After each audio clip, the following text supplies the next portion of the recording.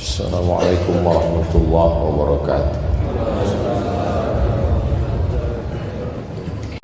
Wassalatu wassalamu ala Rasulillah wa ala alihi wa sahbihi wa man tabi'ahu wa mawalah. Ashhadu an la ilaha illallah wahdahu la syarikalah wa ashhadu anna sayyidana Muhammadan abduhu wa rasuluh la nabiyya ba'dah. Allahumma salli ala sayyidina Muhammadin nabiyil ummi wa ala alihi wa sahbihi wa barik wa sallim.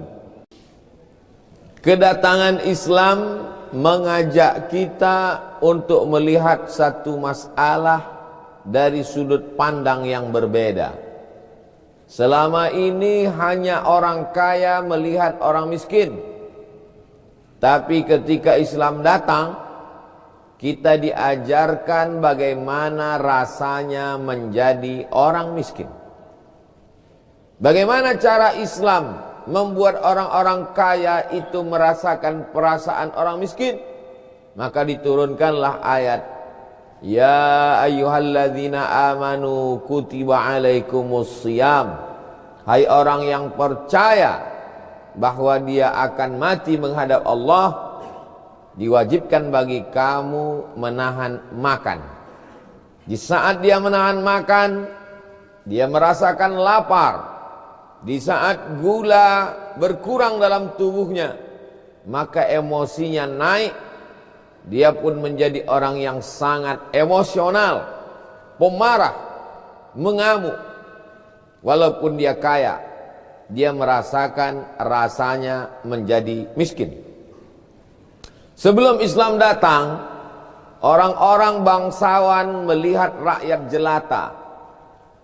Begitu Islam datang, Islam mengajarkan bagaimana orang yang berkuasa, orang yang banyak harta, orang yang mulia merasakan bagaimana rasanya menjadi rakyat jelata yang tidak punya apa-apa. Maka disyariatkanlah haji ke Baitullah. Orang kaya memakai pakaian yang sama dengan yang dipakai fakir miskin. Orang yang bangsawan memakai kain yang sama dengan yang dipakai rakyat jelata. Islam mengajarkan bagaimana melihat satu masalah dari sudut pandang yang berbeda. Selama ini manusia melihat kematian dari perspektif orang hidup. Orang hidup melihat kubur, orang hidup melihat mayat, orang hidup melihat jenazah. Tapi begitu Islam datang, Islam mengajarkan, Islam menyadarkan, Islam memberikan pengetahuan yang baru bagaimana orang mati melihat kehidupan. Karena orang mati tidak pernah hidup lagi untuk bercerita tentang kematian.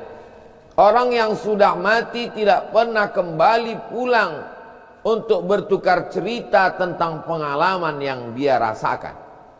Islam datang menceritakan itu semua. Itulah yang diceritakan oleh Nabi Muhammad sallallahu alaihi wasallam. Kalau sudah ruh keluar dari jasad, maka tubuh mulai kaku karena darah membeku. Kalau darah sudah membeku, dia membusuk menjadi nanah, maka dia mesti dimasukkan ke dalam tanah. Setelah masuk ke dalam tanah, hari berganti pekan, maka kulit kepalanya lepas. Rambut yang selama ini disayang meninggalkan tubuh.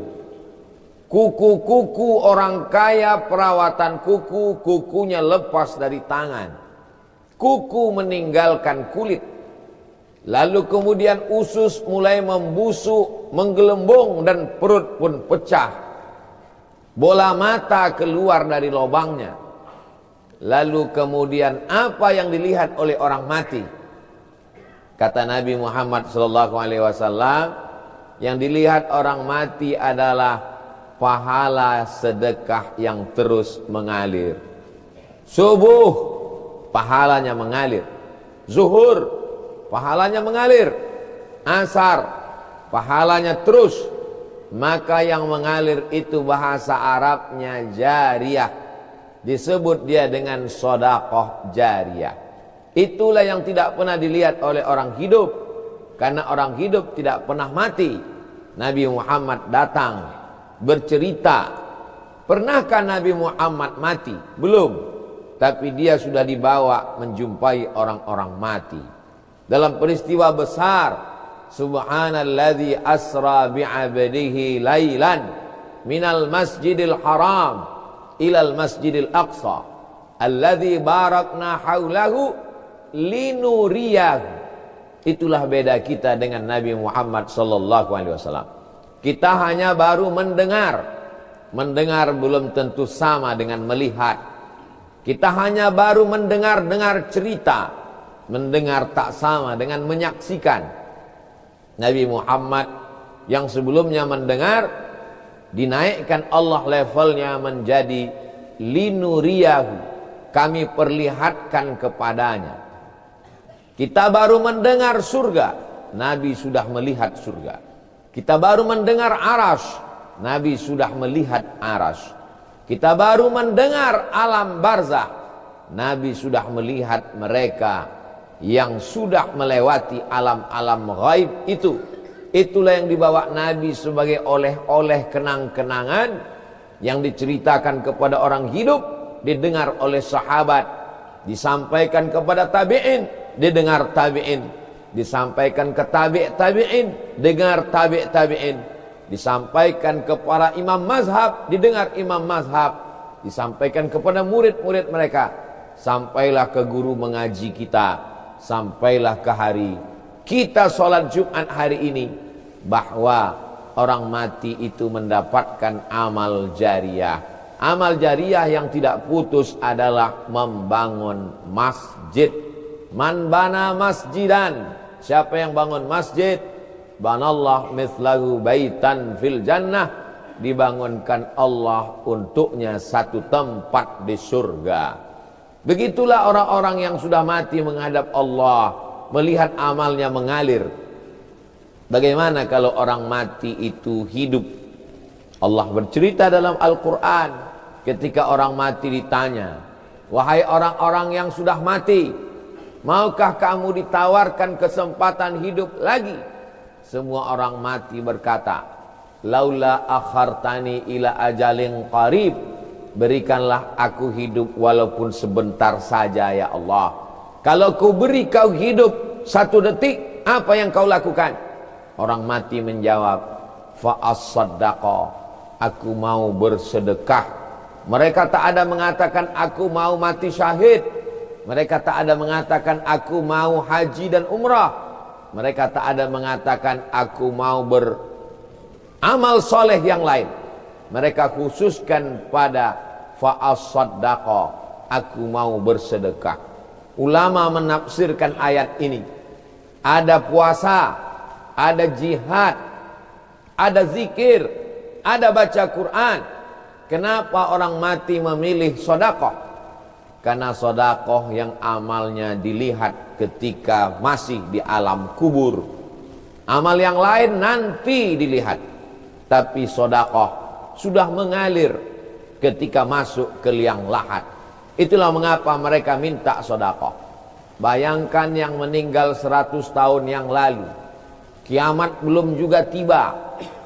Bayangkan kalau kiamat masih 1000 tahun lagi, berarti di alam kubur 1100 tahun. Apa yang bisa menolong? Anak tidak bisa membantu, istri akan menikah dengan orang lain, suami akan diambil orang, rumah akan dijual dibagi ke ahli waris. Yang bisa menolong hanyalah wakaf untuk masjid, infak, sedekah. Wakaf barang benda yang tidak boleh hilang, wakaf tanah, wakaf semen, wakaf batu bata, wakaf kerikil. Andai ada pemugaran masjid, benda itu tetap dijadikan sebagai benda yang tidak hilang. Kalau hilang dia disebut dengan infak. Kalau hanya sekedar sedekah, maka menolong orang mengangkatkan barang yang berat pun sudah dianggap sedekah. Karena sedekah tulang belulang adalah menolong, meringankan beban.